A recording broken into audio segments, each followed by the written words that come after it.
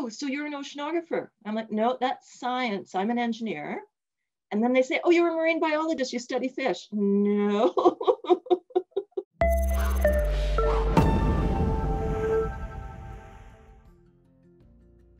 I am an engineering consultant and I practice in the area of coastal and ocean engineering. To go through that bit by bit, I'm an engineer, which means that I use applied science to solve practical present day problems. So it's different from pure science. We use scientific principles, but the focus is on problem solving. I'm in the consulting business. That means I work for different clients who have a problem. I solve their problem, and then I go work for a different client that has a problem. Clients can be government or property owners or individuals or environmental groups. So it's all over the place who the clients are, and both in Canada and internationally.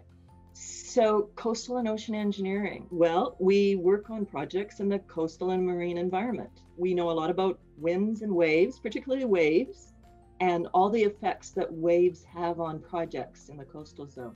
So it could be looking at shoreline erosion and trying to slow that down.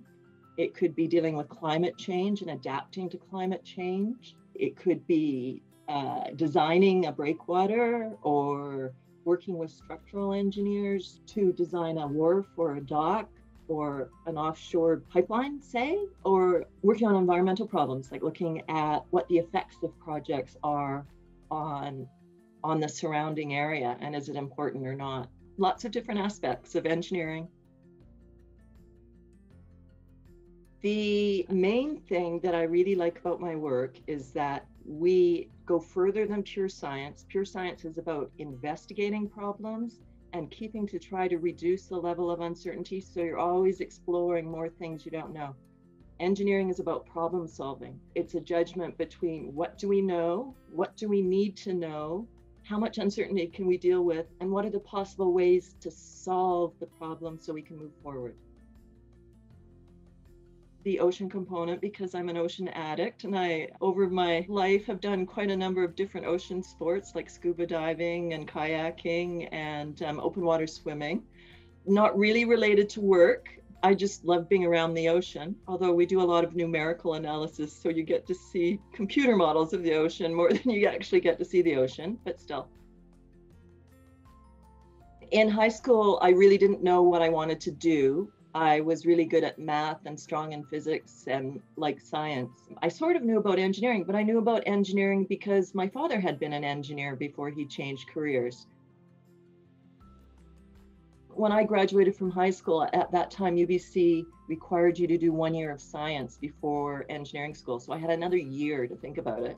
And again, I really liked math and physics, but everyone was saying to me, oh, if you stay in physics or math, then you won't get a degree, you know, even if you do a graduate degree, or you won't get a job. I mean, you can get a degree, but then you'll be unemployed. So people were saying, think about whether there's work. And I'm not sure at that point whether I was getting good advice. After first year science, I decided to go into engineering. Then you have to decide what kind of engineering. So it's, well, I know I didn't want to be an electrical engineer or a mining engineer. And I chose civil engineering. And at that point, I was thinking, maybe I want to be an architect because my grandfather and my uncle had been architects. So I kind of knew about architecture and it seemed a little bit more creative. So I thought, I'll take structural engineering, which is part of civil engineering. And then I'll go to architecture school after that. Engineering school was kind of fun. And then third year was really when we're taking a lot of structural courses. And I really did not like structural engineering. That year was a really hard year for me because it was, what do I do? I thought I wanted to be an engineer. I really don't like this at all. Well, actually the year before too. This really started in second year engineering, because at the beginning of third year engineering, I joined the rowing team. So I had to do fairly well at school to stay on the rowing team. So that pretty much kept me really involved. So I was on the varsity crew and that was great. I was taking engineering. I wasn't all that happy with the courses. Some of them I liked. And then in fourth year engineering, there were more optional courses. So it just so happens that one of the young professors at UBC in civil engineering was an ocean engineer. So I took some elective courses in his field. And so it was really only when I was in fourth year, I got exposed to coastal and ocean engineering and found out what it was and decided that's what I wanted to do. I ended up working as a structural engineer for 8 months and then decided to go back to school and do a graduate degree. And then I went off to Oregon and did a master's in ocean engineering in Oregon State. I graduated from university 40 years ago. So I was almost always the first woman everywhere I went. In my year, there were, I think, 12 women out of 350 students in first year engineering. We were a bit of a novelty, so that wasn't bad. It was more opportunities in graduate school. And when you're a young engineer and field work and your supervisors are not giving you field work because they've assumed you don't want to do it or can't do it because you're female, even though I was fitter than most of my male colleagues at the time.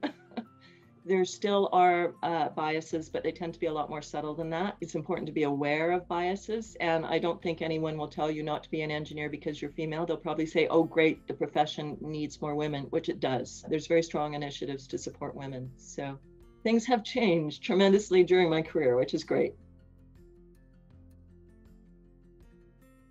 The big thing is to relax about your career choices. Don't feel like you have to decide by grade 10 what you're going to do, because you have to learn more and try different things and fail at a few things even before you figure out your career path. It can be a rocky road forward. So focus on keeping your options open and not narrowing them too soon, and try different things until you're confident with what you want to do.